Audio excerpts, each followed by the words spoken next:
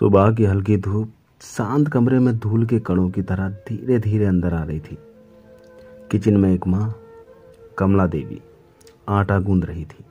माथे पर पसीने की बूंदें, लेकिन दिल में एक ही बात, मेरे बेटे राजीव को कुछ कमी ना हो।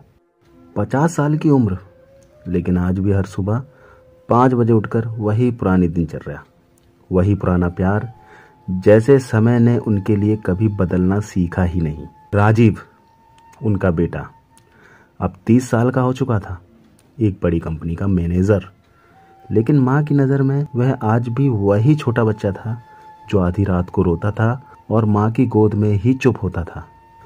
राजीव कमरे से बाहर आया, फोन कान पर, नजरें स्क्रीन पर, और माँ को देखे बिना सीधा टेबल पर बैठ गया। कमला देवी मुस्कुराई। गरम पराठे सामने रखे, दही, अचार, सब वैसे ही जैसे उसे पसंद था। धीरे से पूछा, बेटा आज ऑफिस में कोई खास मीटिंग है?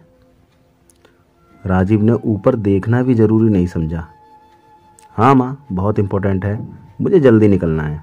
माँ ने मुस्कुराहट में अपना दर्द छुपा लिया, बस इतना ही बोली, ठीक है बेटा, भगवान तेरा भला करे। लेकिन जाते जाते उसी बेटे ने झुंझलाकर कहा, माँ मैं बच्चा नहीं हूं, हर वक्त टोका मत करो मुझे। यह सुनकर माँ की मुस्कान धीरे धीरे ठंडी चाय की तरह फीकी पड़ गई। कुछ बोली नहीं, बस दरवाजा बंद कर दिया, और वही काम, वही दिनचर्या, वही चुप्पी। दिन बीतते गए, मौसम बदलता रहा, लेकिन माँ का प्यार कभी नहीं बदला। राजीव के लिए हर सुबह नाश्ता, उसके कपड़े, उसकी पसंद का खाना, पर राजीव ने शायद यह मान लिया था यह सब अपने आप होता है। माँ की मेहनत, उनकी थकान, उनकी उम्र, सब अदृश्य हो चुकी थी। एक दिन राजीव की दोस्त घर आई, बीच बीच में माँ की तारीफ करती रही, और राजीव बस इतना कह पाया, हाँ लेकिन कभी कभी जरूरत से ज्यादा। माँ किचन में चली गई, पीठ सीधी लेकिन नजरें नम। कुछ हफ्तों बाद राजीव का विदेश से आया दोस्त अर्जुन माँ के हाथ का खाना खाकर रो पड़ा। आंटी, मेरे घर का स्वाद याद आ गया, मेरी माँ भी ऐसा ही बनाती थी। माँ मुस्कुराई। माँ का खाना प्यार से बनता है बेटा।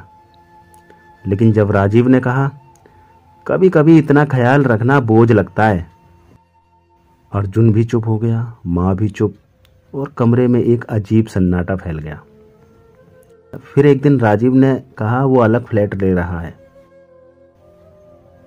उस वक्त माँ का दिल जैसे पैरों तले आ गया, लेकिन उन्होंने हिम्मत से कहा, जो तुझे ठीक लगे बेटा। और जाते वक्त उन्होंने चुपचाप उसके बैग में अचार, पापड़, घर का खाना सब रख दिया।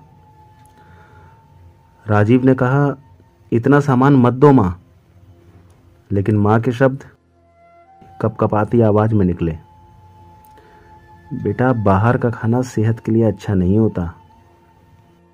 वह बिना पीछे मुड़े चला गया, और माँ दरवाजे पर खड़ी रह गई जब तक गाड़ी ओझल नहीं हो गई। उसके बाद सोफे पर बैठकर धीरे धीरे टूट गई। अब राजीव सिर्फ फोन पर बात करता, वो भी जल्दी जल्दी, जैसे किसी अनजान टेली मार्केटर से बात कर रहा हो। माँ हर रविवार उसे बुलाती, आजा आज बेटा, तेरे पसंद का खाना बनाऊंगी। लेकिन जवाब हमेशा एक ही, माँ मेरे पास टाइम नहीं है। फिर एक दिन माँ बीमार पड़ गई, तेज बुखार, कमजोरी। राजीव ने कहा, डॉक्टर के पास चली जाओ, मैं बाद में आता हूँ। और माँ अकेली टटोलते कदमों से डॉक्टर के पास गई। शाम को राजीव आया, पर माँ ने फिर भी उसके लिए खाना बनाया।